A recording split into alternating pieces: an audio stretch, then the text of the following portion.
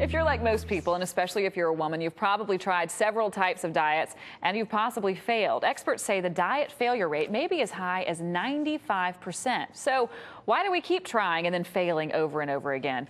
Well, you could be a diet addict. According to the Boston University School of Medicine, some of the latest scientific research suggests dieting may actually be addictive.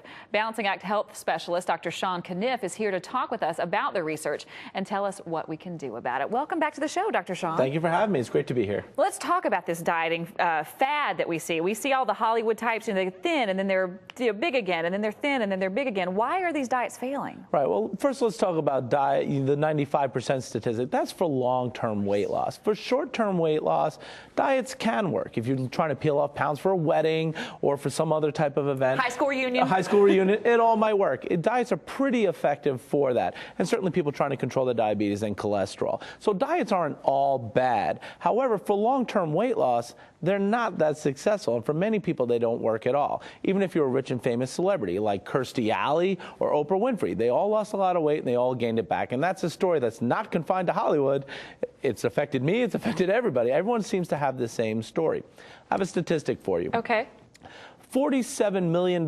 We spend $47 million on Twinkies in the United States each year, and we spend $36 billion each year on pizza. Now, that's a lot of dough. Yes. But we spend more money on diet products, diet pills, and diet programs than both those Twinkies and pizzas combined. $68 billion a year, and guess what? We're getting fatter and fatter and fatter and fatter. And those numbers would suggest that the people who are buying Twinkies are also buying the diet pills. A lot of them are going on the diet, off the diet, on the diet, off the diet, and the latest research shows, as you mentioned, that dieting itself might be addictive. Might be addictive. That's what I want to talk to you about, because that's going to be really shocking for people to hear that it might be addictive. Yeah, it is shocking. Scientists have long known that people who yo-yo diet share a lot of personality characteristics that you see in drug addicts or people who are addicted to alcohol or other substances.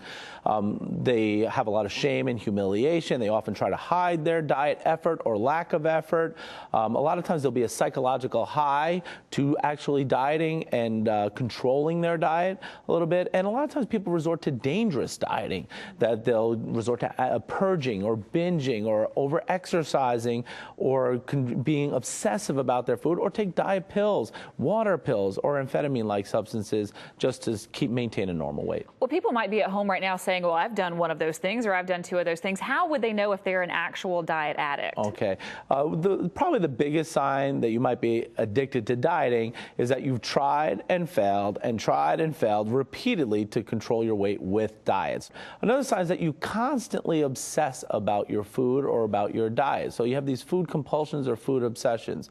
Another thing is that if your diet has begun to interfere with your life, your social activities, or people criticize you for your diet, and certainly something to be on the alert for is that if you've done any dangerous dieting in the past, if you've taken water pills, or if you've purged yourself, if you binged and purged, or if you exercise a lot to actually work off what you're eating, you might be addicted to dieting. So things like eating disorders can be an Certainly addiction. They're on the list. I mean, they're complex psychological phenomena, but absolutely they would fall into that. So what should people do to kind of avoid falling into this kind of pattern? What can we do? What's the solution? Well, the solution is to eat less. Now, that sounds like a diet to a lot of people, but it really isn't. You have to do it. You have to cut the amount of calories you're eating. You got to shrink your portion sizes, regardless of what you're eating. And you also need to get more physical activity. Now, notice I didn't say exercise. That's a common health pitfall.